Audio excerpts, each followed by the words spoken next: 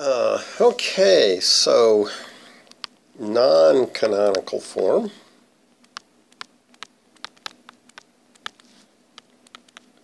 So we'll see we can handle lots of different things. So for instance, our canonical form was a maximization, and suppose we want to do something with a minimization. Whoops, did I add another page? Yes, I did. There we go.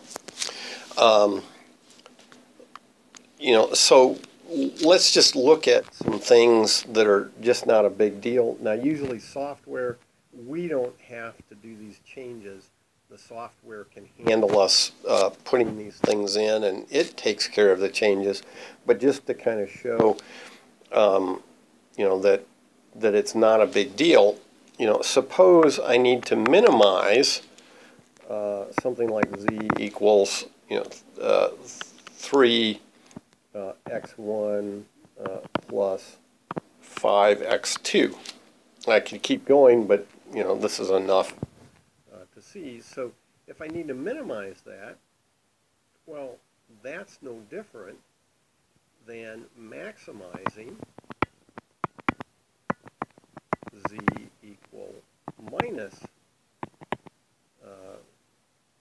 3. Well, so I'm going to put a minus z on there. Minus z minus 3x1 minus 5x2. So if I know how to solve the maximization problem, but I get a minimization problem, no big deal. I just change it to a maximized problem by doing a minus z. Okay, so we have that. And so then, what about constraints, right? We were supposed to use less than or equal to constraints. But again, suppose I have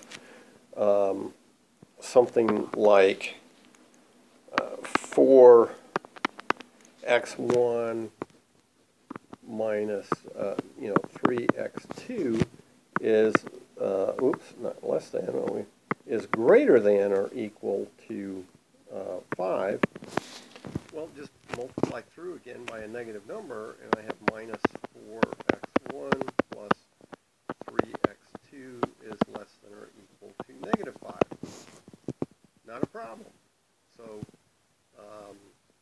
greater than or equal to constraints, no big deal.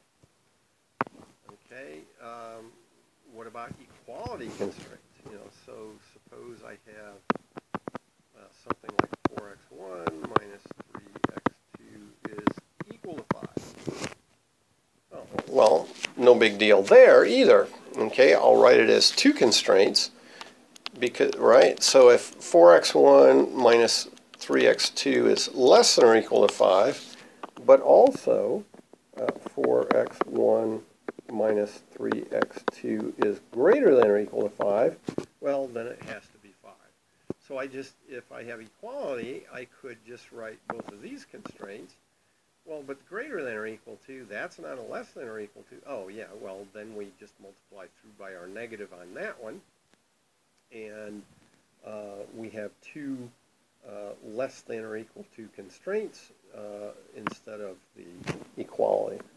So that's not a problem. So we can handle greater than constraints. We can handle equal to constraints. We can handle minimizing instead of maximizing. And again, we won't really deal with this. We're going to mostly work with the modeling. And whatever we come up with, we should be able to just put into our technology. And then finally, we said all the variables were greater than or equal to 0.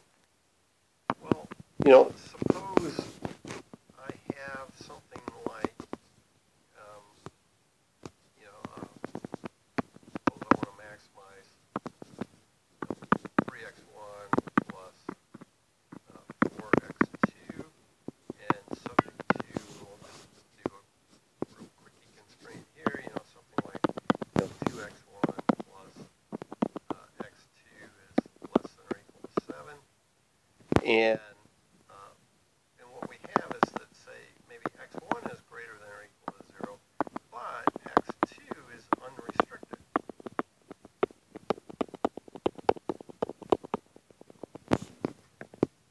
Okay, so that's unrestricted. In that case, what can we do? Well, we can write x2 as equal to, and for now I'll just add some subscripts, so x2 positive minus x2 negative. And we'll insist that both of those, so x2 positive is greater than or equal to 0, and x2 negative is greater than or equal to 0. Then, you see, I can make this maximize 3x1 plus 4 times my x2p minus x2n. Now, and I can multiply through or distribute that 4 through there, so that would look just like we had before. And then subject to 2x1 plus x2, so that's x2p minus x2n is less than or equal to 7. And then finally x1, x2p, and x2n are all greater than or equal to 0. So there I have my canonical form, and so I can even handle unrestricted variables if I need to. And again, typically you put things into technology and just tell it what you have, and then it may solve it the same way as it would the maximization problem. But again, there are lots of algorithms and so forth to try to solve linear programming problems that may do a few things here or there that in order to get the job done that are different than another algorithm. So, okay, so that's the idea of canonical form. We'll probably give you some exercises to try to write various things in a linear programming form, but I think that will do it for now. For this, just realize that it had a particular form, but minimization, not a problem. Greater than or equal to constraints, not a problem. Just toss them in. Equal to constraints, not a problem. And even unrestricted variables, not a problem. Now, I didn't mention if it was negative. Well, if it's negative, just, if x1 had to be negative, just change signs on all the coefficients on the x1 and make x1 positive. So, not a big deal there either. Okay, so there we're seeing that linear programming can be a very flexible type of model in that we mentioned, we show it in this canonical form, but it can handle a lot of different forms, and we can still solve it very nicely. Okay.